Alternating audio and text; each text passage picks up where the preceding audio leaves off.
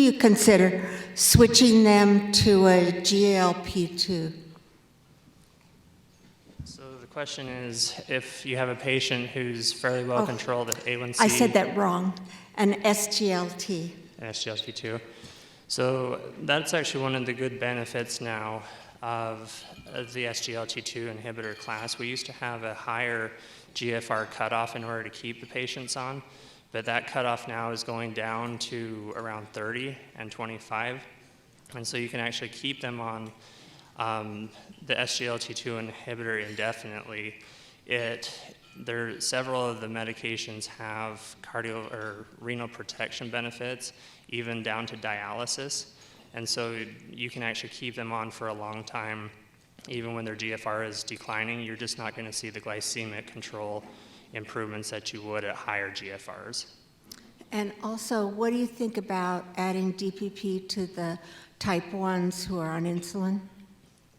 It's not FDA approved, but some people do it. I typically prefer, if we're going that route, probably to do a GLP-1 agonist instead, because it will help with weight loss and the weight gain that's associated with insulin use in type 1 diabetes, but it is not FDA approved for that indication.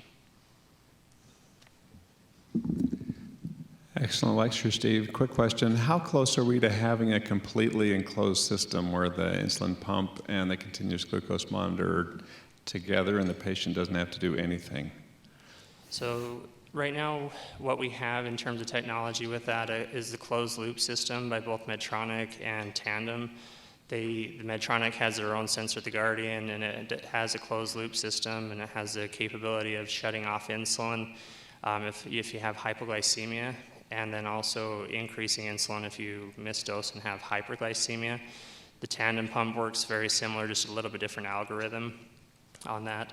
In terms of having glucagon in the pump in order to help that, I think that's what you're probably referring to. I don't know yet. I think the first step in that, the hardest part that they've had is trying to keep glucagon stable in the pump, and that has not worked out so far.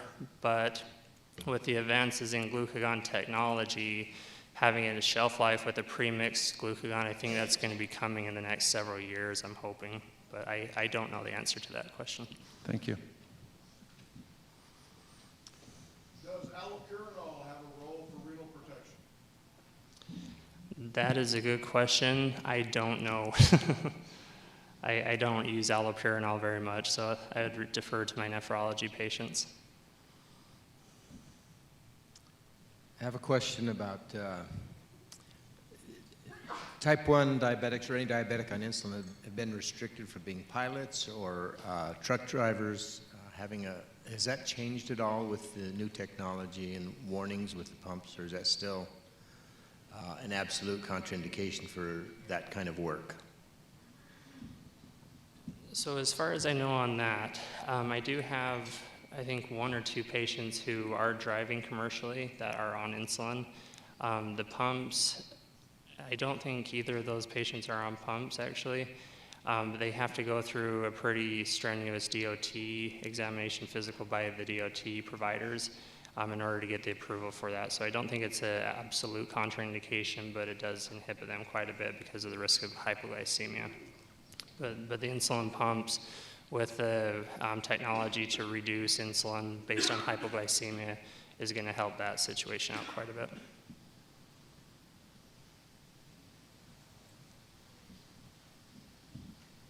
Any other questions? All right, thank you guys. Do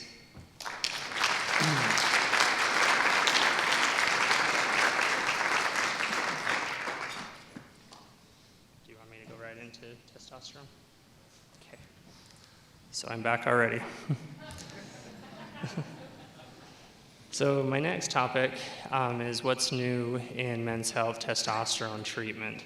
And on the flip side to the diabetes presentation, this one, when I asked what isn't new in diabetes treatment, I didn't have that same question in testosterone. There's not a lot of advances in terms of testosterone treatment. So today I want to go over a few topics with this, including some of the recommendations for screening as well as treatment for low testosterone. Again, I don't have any relevant financial disclosures to discuss. For this topic, I want to review some of the current guidelines of male hypogonadism, discuss some current therapies of testosterone treatment, and then also discuss briefly management of fertility in male hypogonadism. This is a little bit busy slide, but it's an algorithm to how we approach people who either have symptoms of low testosterone or who have medical conditions that might get us thinking about that they might have low testosterone.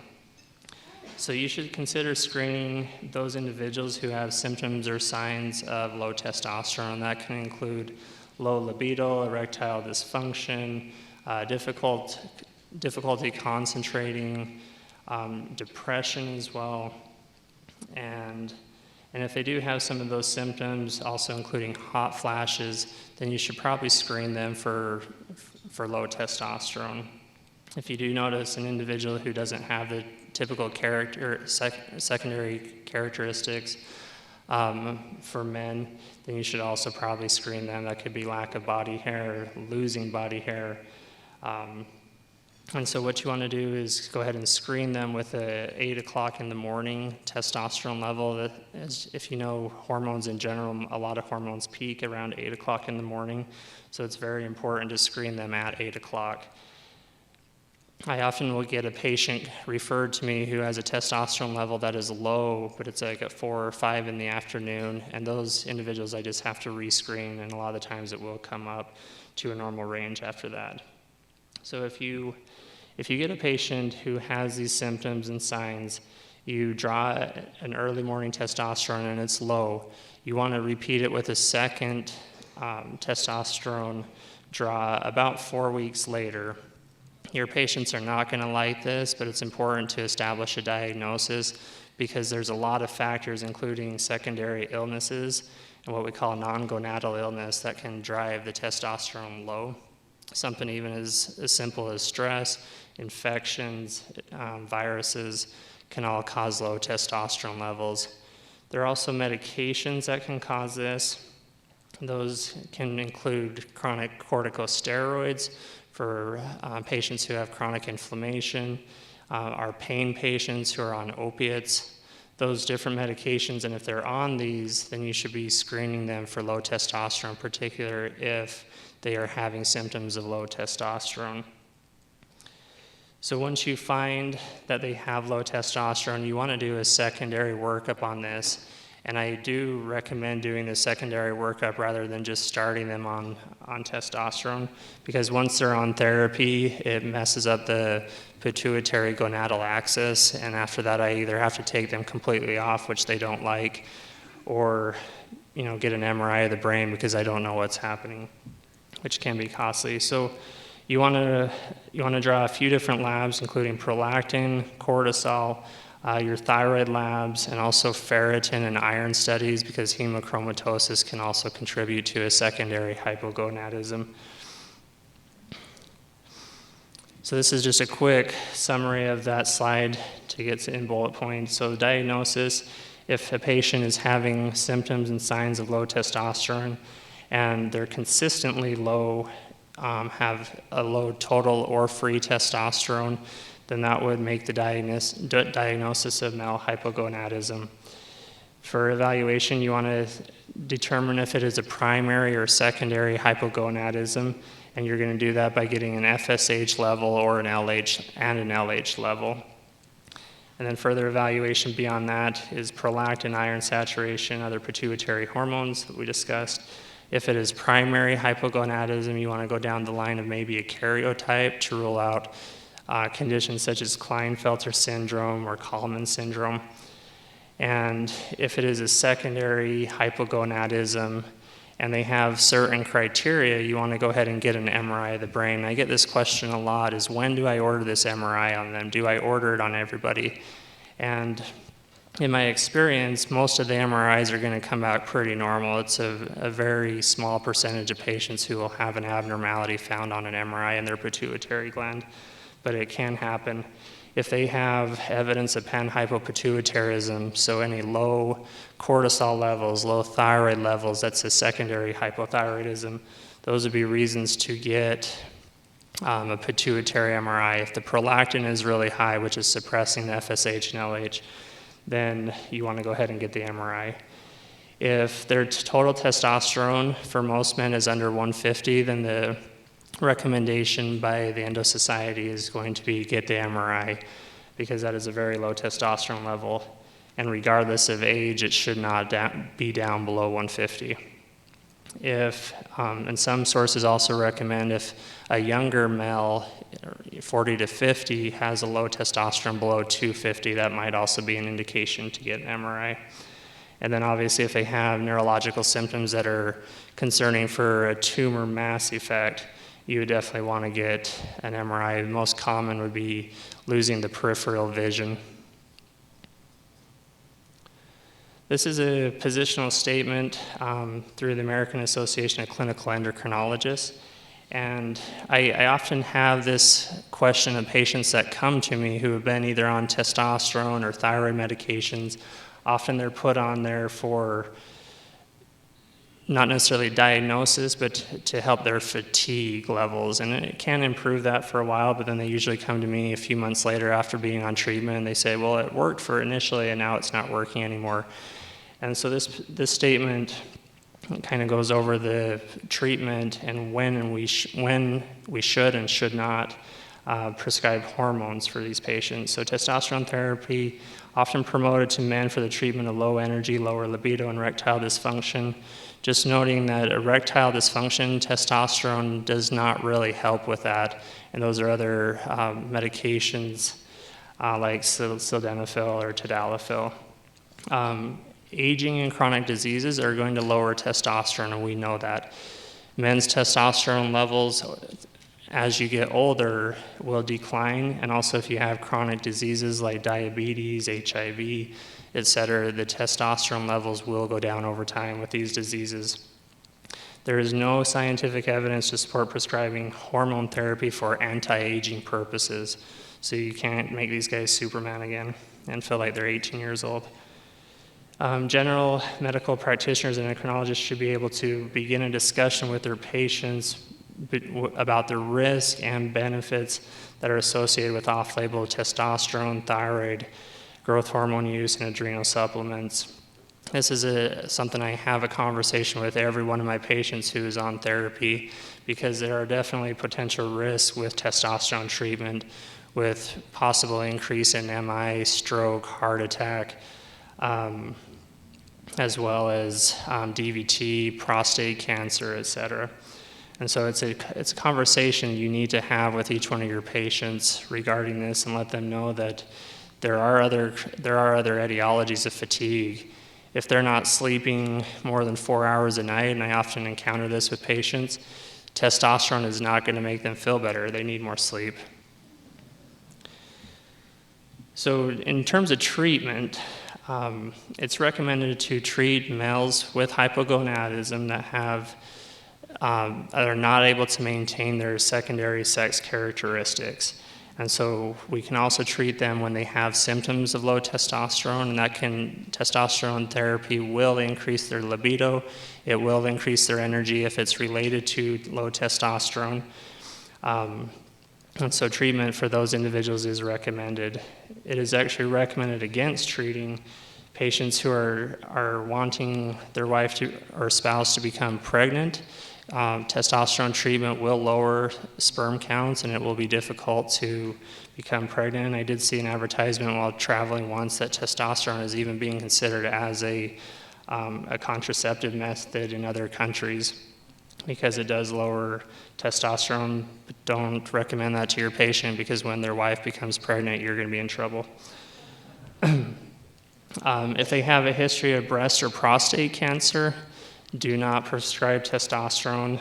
There's a lot of debate about prostate cancer in general and if testosterone therapy is safe. My recommendation would be to make sure, if you're thinking about this, to have them on board with a urologist who's going to have them under close care. The higher the Gleason score, the less likely you should do that. So lower Gleason score is probably RO safe, but I would always recommend having a urologist on board to help you with this, to monitor. If they have a palpable prostate nodule, you want them to see a urologist as well before you initiate treatment with testosterone. If they have a PSA of greater than 4 or a PSA of 3 or greater with high risk, including a strong family history, you want them evaluated before you start testosterone. If they also have high blood counts, that goes against the fact that they may have hypogonadism, because testosterone does increase blood counts, but obstructive sleep apnea can increase blood counts and also lower testosterone, so you want to make sure that they are screened for that, because testosterone administration will actually worsen obstructive sleep apnea. If they have uncontrolled heart failure, testosterone will increase sodium retention, and a lot of men will get a little bit of edema after they start testosterone treatment. Or if they've had an MI within 6 months, I tell every man, I've had a couple cases of this, but when a man comes to me on testosterone and has had a recent MI, I take them off immediately for 6 months, and they're not happy with me usually. Thrombophilia as well, if they have a history of unexplained blood clots, I would have a secondary workup done before you start testosterone and really emphasize that they can get a second blood clot on testosterone. There's a couple treatment groups that are and are not recommended to start testosterone. So every man over 65 should not get testosterone, despite what some of them will tell you. There is that age-related decline due to non-gonadal illness. And the caveat to this is if they do present with symptoms and signs of low testosterone, including anemia, osteoporosis, etc., then you should probably screen them and treat them. HIV individuals, for those who are in ID, low testosterone is a very common effect of HIV, and can cause, and if an HIV patient is losing weight, then testosterone is indicated to help them to maintain their weight. It also can help with the osteoporosis and preventing osteoporosis, although it's not as strong as estrogen in a bone builder in these patients as well, because they are at high risk for osteoporosis as well.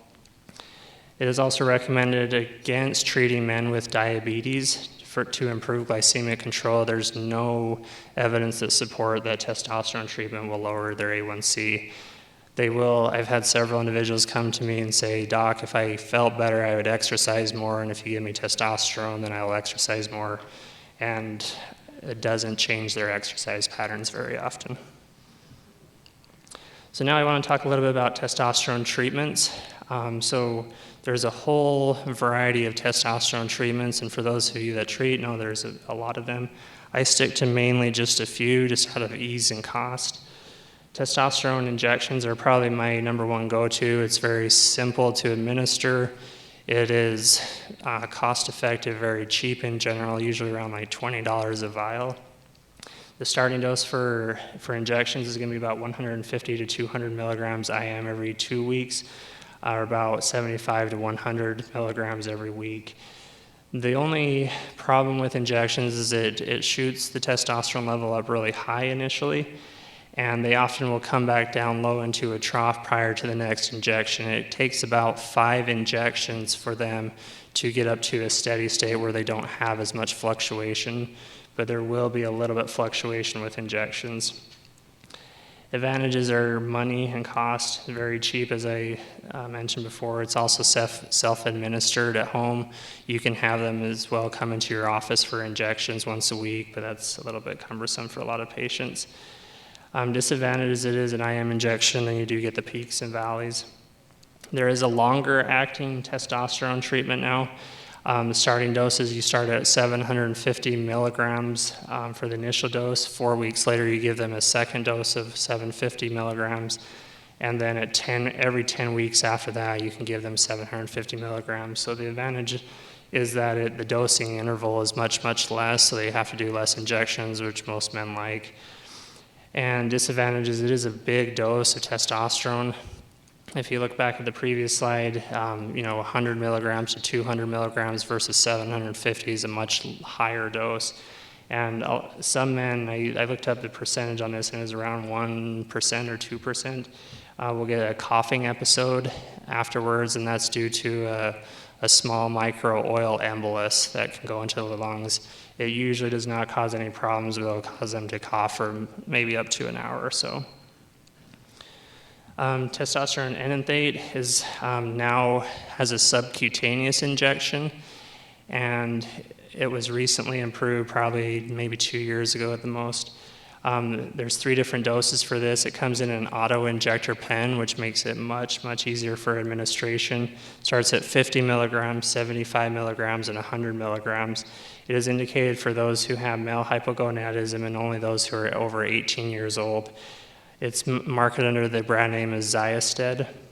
It's very fast, pain-free injection. It uses a 27-gauge needle instead of the often 21-gauge needle that I often prescribe.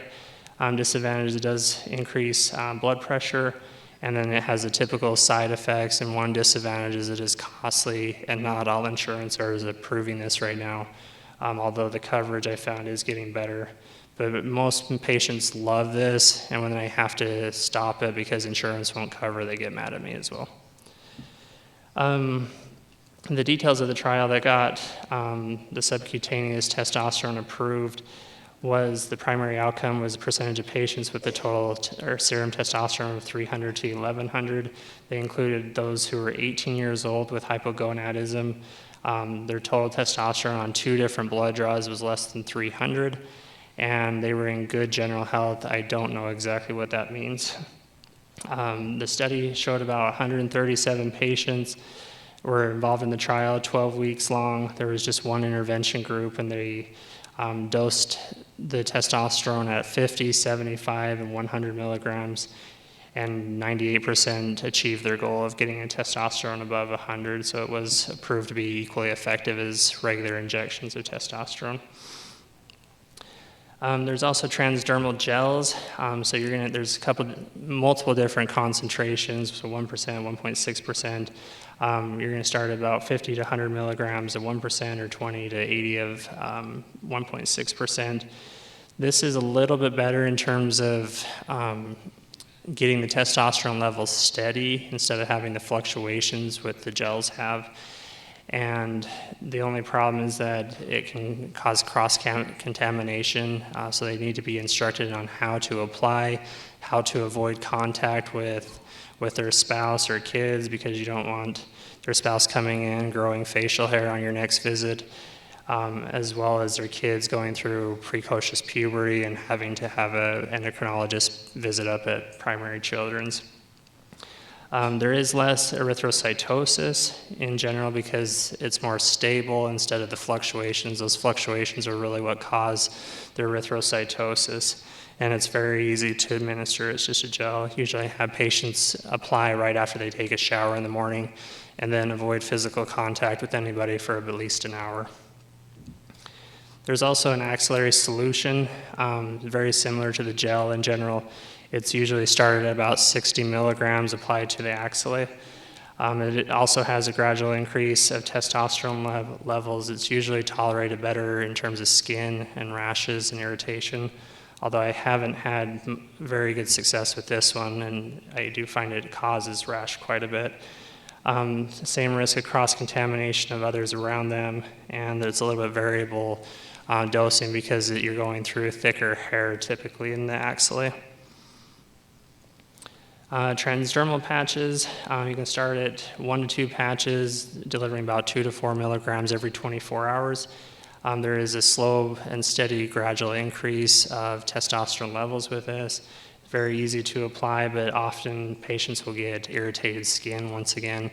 And for those patients who are rather sweaty, these patches are going to fall off all the time, and so it's hard to keep them on. Testosterone pellets is an area that I haven't really gotten into much, but the pellets, starting doses are going to be around 600 to 1200 milligrams. The peak testosterone is going to occur approximately 1 month after administration, and then it's going to slowly decline over the next 3 to 6 months. And usually around month 5 or 6, they're going to run out of testosterone. And so at that point, you would do another pellet implant.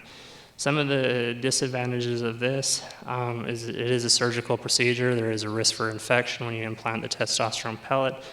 A lot of the time, or not a lot of the times, but sometimes the pellet can protrude and come out, and I have had some patients come to me who have had that occur. Hematoma is another risk, and it is a fairly permanent mode of testosterone administration. So once it's in there, it's difficult to get back out without another surgical procedure. I've also had women who have had these implanted. Testosterone levels are 500, 600, and they say, I'm growing facial hair, and I say, we're going to have to wait it out for 6 months. Buccal testosterone, so it's obviously an oral route, 30 milligrams controlled release tablets twice daily. So administration is a lot more frequent and a little bit more cumbersome, but it's convenient, discreet, and there can be gum-related adverse events. I haven't really delved into this area as well in terms of prescribing. There's also nasal testosterone gel. You start at 11 milligrams 2 to 3 times daily. There's also that slow increase as it's absorbed into the mucosa in the nasal passageway. Rapidly absorbed, it does avoid the first pass metabolism, and just the dosing intervals are tedious because it is a frequent administration. And then you can also have local side effects with the testosterone in the nasal cavity. Oral testosterone, so kind of similar to the birth control pill in women, has 3 different doses, 158, 198, and 237 capsules. It is indicated for male hypogonadism. This is a fairly recent FDA approval, about 2 years ago or so. It is not indicated for age-related hypogonadism, so any of your pediatric patients are not going to be able to go on this. Advantages, it is an oral medication, less administration, no injections, which patients do like. Disadvantages, again, hypertension. It's a general problem with all testosterone. It does thicken the blood up, and typical testosterone side effects do occur. The trial that got this approved, so it was a 4-month trial.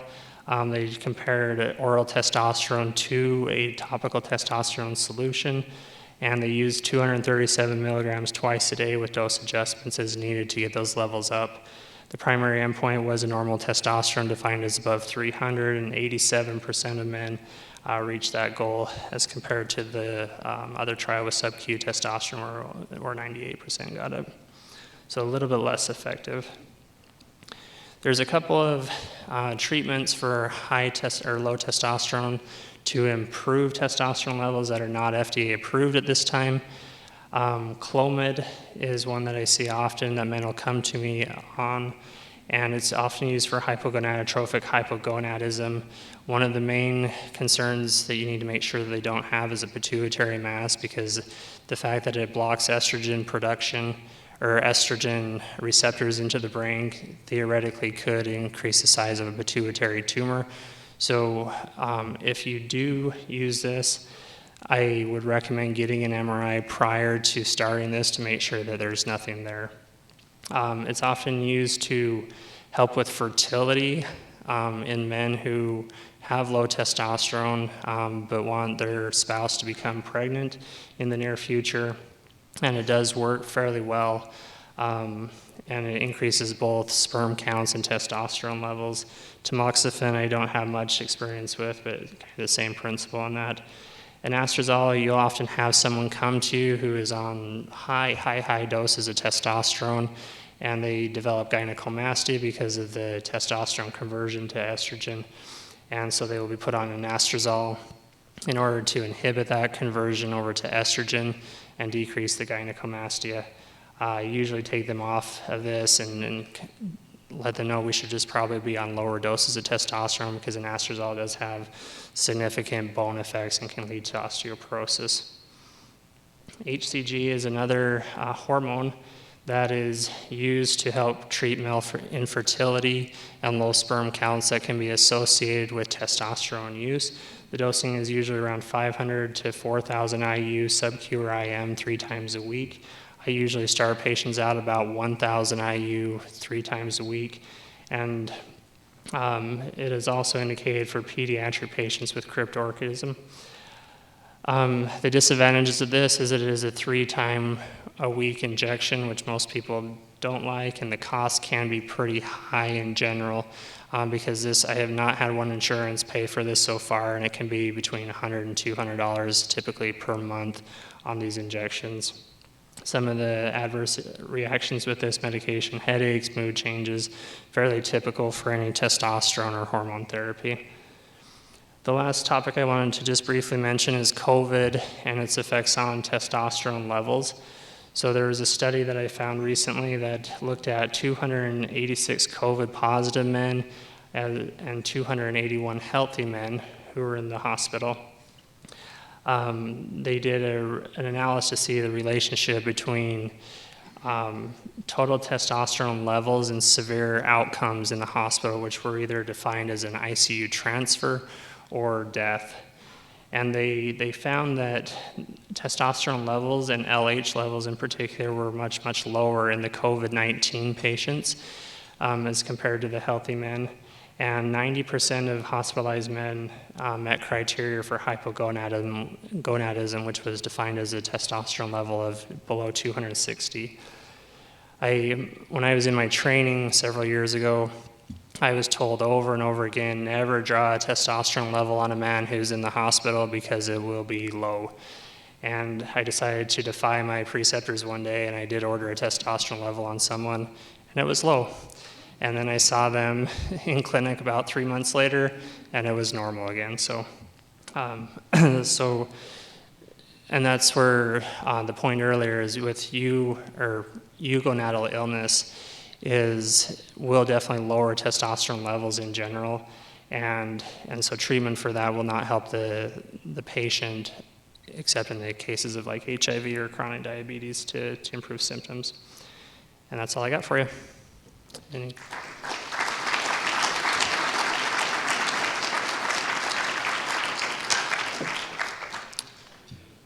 So questions? I have a quick question. Is this working? Okay. I not infrequently have patients come to me and say that they were on testosterone and they want me to start it again, but I require them to do testing and it often comes back normal. And then they tell me, for example, I think it was only 2 weeks ago, it came back 575, and I said, nope, it's okay. I'm not going to do testosterone. And he's like, well, I do a lot better when it's closer to 800 or 900. And so do you ever do anything like that? And because I have not been. And then when you are treating somebody, do you treat to a target testosterone level? Good question. So the question is, when someone comes to you with previous being on testosterone treatment, do we restart treatment regardless? My answer is no. I've gotten pretty good at painting a very bleak picture of side effects to testosterone.